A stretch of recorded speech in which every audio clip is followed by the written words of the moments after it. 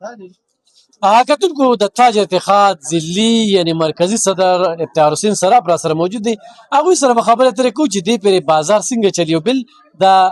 چارسدي چپل ولې مشهور دی. صدر صاحب ډېره زیاته مننه. چارسدي چپل ولې مشهور دی؟ دې پورې د خلکو لګو څنګه دی چپل؟ اعوذ بالله من الشیطان الرجیم بسم الله الرحمن الرحیم. د چارسدي چپل دا خو یو روایتي د چارسدي هغه سپیشلیټي به ووایو، ځکه چې د چارسدي دوه درې سپیشلیټي داسې دي چې په هغې کې یو زموږ د چارسدي سپلای هم ډېرې زیاتې لکه مشهورې دي او د هغې بنیادي وجه د دې پیورس لکه لیدر لګول او ډېر ټیک ټاک کاریګر چې په هغې باندې ډېر زیات محنت کړی او ډېر ښکلي کاریګر دي د دې او لیدر او هر یو څیز د دوی پیور وي نو په دې وجه باندې مضبوط دي او مشهورې دي ډېرې زیاتې. صدر صاحب لکه هغه شان یا دې ته توجه نشته یا د دې چپل چې کوم دی دا یو برانډ دی چارسدي. نن سبا په نورو ځینو کې چې کوم دی نو پېښاوري چپل او ملکڼ او دا دا خو زمونږ د چارسدي بدقسمتي ده که فرض کړو زمونږ د چارسدي چپل دا انډسټري په بل ځای کې وي نو دلته کې زمونږ د سر هغه دغه نشته دی د څه ورته وایي ما نوم هېر شو دې وخت کې چې زمونږ هغه بنیادي څیز هغه کامرس دغه زمونږ نشته دی نو زمونږ دا ټولې د امپورټ کولو په ایمان درته وایم دا ایکسپورټ کول پکار دا د چارسدي د سپلای که دا بهر ملکونو ته لاړه دا دومره ویلیویبل دی چې کوم په تاسو په بازار کې ګورئ او نن سبا دا برینډ بوټونه لکه نن د وزیر اعلی صاحب چې په 4 لکه بوټ اغوستی دی نو دا د هغې نه ډېر زیات پیور دی. هغه صرف یو برانډ دی یو نوم دی او زما په خیال د مضبوطیا او د دغه په لحاظ ساپنس او د ارامدې په لحاظ باندې به دا د هغې نه زیاتې ټیک وي او مزېدارې به وي. څومره خلک به دې سره په روزګار دي؟ یاره په زرګونو خلک دي دې سره په زرګونو خلک دي خو د سټیټ او د ګورنمنټ هغه توجه نشته دی نو د هغې وجې نه زموږ چارسده ډېره وروستو پاتې ده. حالانکې ما تاسو ته څنګه خبره وکړله چې دا د سمال بزنس خبره وه چې دا په بل ښار کې وی په بل ځای کې ایون که دا په پنجاب کې وی نو دا لکه څنګه چې سیالکوټ لیدر یو دغه دی او د هغه ځای هغه بالونه او څه چې دومره دي صرف د ګورنمنټ په توجه باندې شوي دي نور خو څه نشته دی.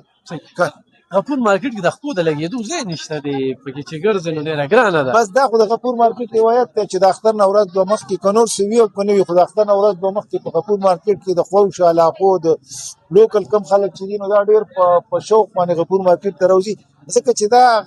داسې ده چې د یو چت نه لاندې تاسو څومره څیزونه اخلئ نو په غفور مارکیټ کې الحمدلله هغه فیسیلیټي شته دی چې دا بس هغه ون وینډ اپریشن به ورته مونږ ووایو که څوک کیړی الي او که څوک سپلای الي او که څوک جولري الي او که څوک چې څه الي په یو غفور مارکیټ کې الحمدلله اویلیبل دي او د هغې په وجه باندې د خوږ علاقو د خوږ خلک ډېر په مینه راځي او د غفور مارکیټ کې سوداګانې څه هدایت هم جاري کړي حالات هم خراب دي که نه افغانستان سره زموږ اړیکې خراب دي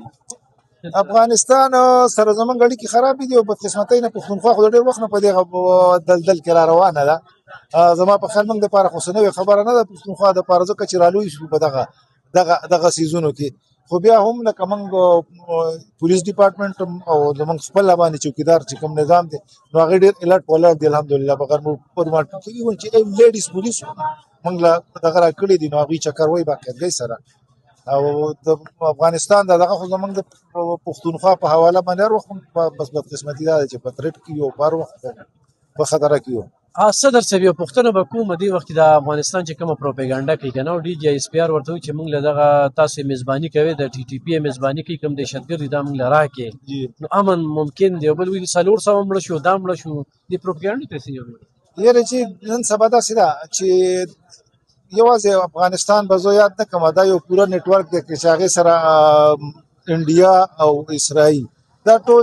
د پاکستان خلاف پروپاګانډا او دغه فیک نیوز نن سبا خو سوشل میډیا دور دی نن سبا خو د کمپیوټرایز دور دی څه خو دې وښیي که نه چې دا شوي دي او دا خلک مړه دي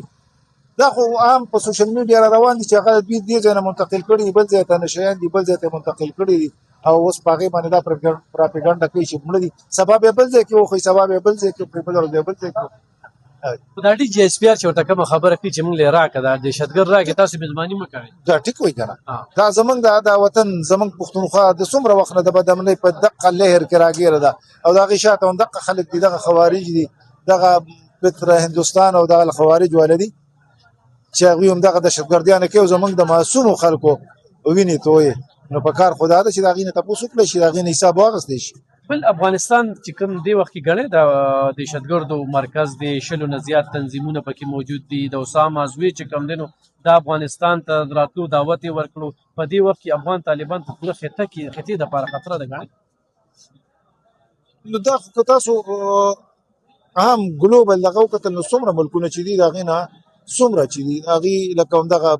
ډکلیر کړې ده چې دا افغانستان دا یو دهشتګرد سټیټ دی او دا د دهشتګردو اماجګاه ده او څومره تنظیمونه چې د دهشتګرد تنظیمونه دي هغې ټولو بسیره چې کوم ده نو هغه په افغانستان کې یعنې ډي جی اسپیار ټیک خبره بالکل ټیک خبره کوي